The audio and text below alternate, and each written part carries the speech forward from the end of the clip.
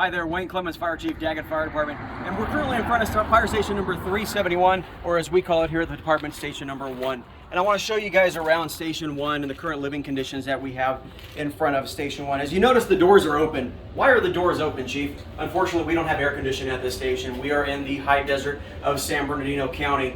Currently, it's about 107 degrees outside for our firefighters. If we take a look to the right over here, we share this building with a local commodities food bank, and they provide food services to the local residents who are in need once a month. So we share this with them. I'm going to take you in here to Station number 1. This is our main entrance right here. We're going to keep this door open because it is quite warm in here. This is actually our living quarters that we have. Take a look, this is our dining room table. This is our lounging area for day use, evening use, after our hard day's work. This is the area where we can lounge. Unfortunately, it's very small. We have a staff of about 4 people on every day. Unfortunately, we only have accommodations for 3. Somebody's got to sit over here at the table. We take a look back here towards our restroom facilities. I'll have my videographer pan through there. I'm going to take a look to the left. That's our restroom facilities. We do have some concerns with the foundation. This station, again, was built in the early 1940s and served as a train depot station for the railroad that is actually right behind our station. So if you take a look right there, within about 150 feet, we have 4 main railroad tracks that run through our backyard of the station. As we pan back over to the right here, we have our single shower facility. It's a 30-inch wide facility right there. Unfortunately, this doesn't have any ventilation, so when someone's taking a shower, it's unable to be ventilated. So it gets a little steamy in there, especially on those hot days when it's 100+ degrees. We're here in the desert. We don't get cold water because pipes run hot out here in the desert. I'm going to take you into our kitchen and past our dorm area, our sleeping quarters. This is our captain's office right here. If we take a look inside of there, we have 2 small beds inside of there. It's about a 10-foot wide space where we got those 2 small twin beds. Unfortunately, this is our one room that does have air conditioning. It is a portable air condition, so it does bring it down to about 78, 80 degrees on a nightly basis. Doesn't get much colder than that. So some of us do have a little bit of a rough time sleeping in here just due to the unfortunate conditions of living in the desert and being in a facility that is so old and in needs of repair. This right here is our firefighters room. We're able to house 4 different firefighters in here. Unfortunately, we don't have gender separate facilities. So if we do have a female firefighter on duty, we do need to work to make accommodations. Sometimes those male firefighters, they actually sleep on the outside of the recliners to give the female some privacy while she is on duty. We take a walk down here. This is our radio room. If you notice, we do have some concerns up top there with the insulation. This is an area where a lot of our heat comes in through the day. We have our kitchen over here. We have a large window that faces the west, and as we know, the sun sets in the west, so those hot summer afternoons, this heat just radiates into the entire structure.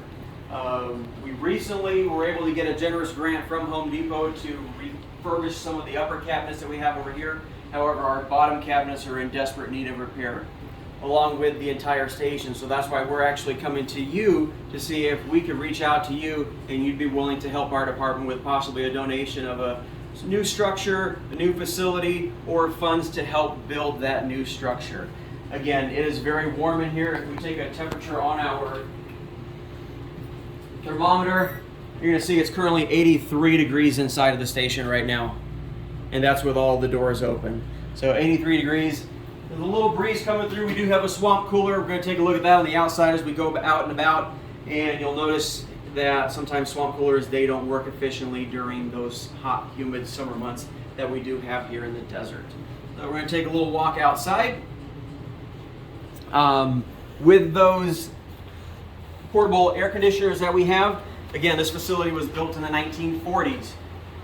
Electricity has changed a lot since the 1940s. We're not running the same things that we were running back then. So we can only run a minimal amount of appliances throughout the day. If somebody wants to heat up a lunch, such as if they need to use the microwave, we've got to turn everything off in the station just so the circuits don't blow. We have minimal amount of outlets. We only have 1 outlet over here to plug in all of our TVs, radios, etc. So that's another concern that we have here. During the winter months, it does get into freezing temperatures. We only have one heater right here. If you notice, there's no heaters inside of the firefighters' quarters or the bathroom or the shower, so no heating in there as well. So again, freezing temperatures during the winter, down to 30, 25 degrees and so forth. I'm going to take a walk around the station here. Again, as you look at the foundation of the station, you'll notice that it is showing its age.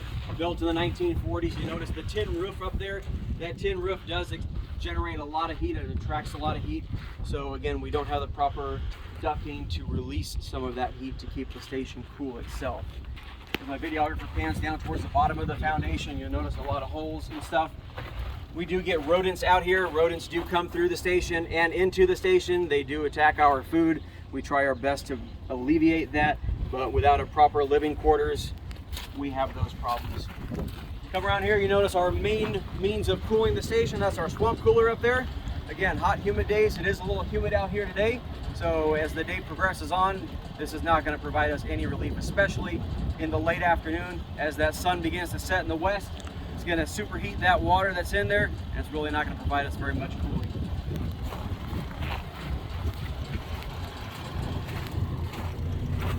Another concern that we have is we are so close to these train tracks right here. Again, Burlington, Northern Santa Fe, Union Pacific. If you're out there, we're protecting your railway. Over 20 miles of rail that we protect for you. This also affects our firefighters' sleep patterns. If our firefighters aren't getting quality sleep, they're going to be possibly experiencing issues on those calls. They're not going to be at their full 110%. So we are very close to that station. We are looking to move this station to a better facility, and that's why we're again reaching out to you, the viewer, to help with that station rebuild. If you notice towards the back of the station, a lot of deterioration just due to that constant movement of the earth from the train tracks and the rodents coming in, etc. We'll continue to take a look around here. Come around the back of our station. If you notice, it's just a building. It's just a small little station. This did house a fire station back in the 1940s. Fire apparatus were much smaller in the 1940s. They've gotten a lot bigger, a lot more equipment that we carry. So unfortunately, our fire engine needs to stay on the outside. What does that sun do? It damages, it deteriorates all of our equipment, keeps that engine hot. So on those hot summer days like it is right now, if we were to get called out for a structure fire, that engine's already hot. It's going to take a while for that air condition to cool the cab down. So by the time we actually get out to the fire scene itself, our crew is already starting to sweat even before they get to work on that fire. So in closing, tour of Station 371, Station 1 as we call it here in Daggett, California, and we're looking out to you, the viewer, to see if you'd be able to support us in getting a new station and new facilities that will keep our firefighters safe, as well as being able to protect the community of Daggett as best as we can. So I thank you for your time, ladies and gentlemen. If you have any questions, please feel free to reach out to us via email at daggettfire@daggettfire.org. Follow us on Facebook, Instagram, and Twitter, Daggett Fire Department. Thank you very much.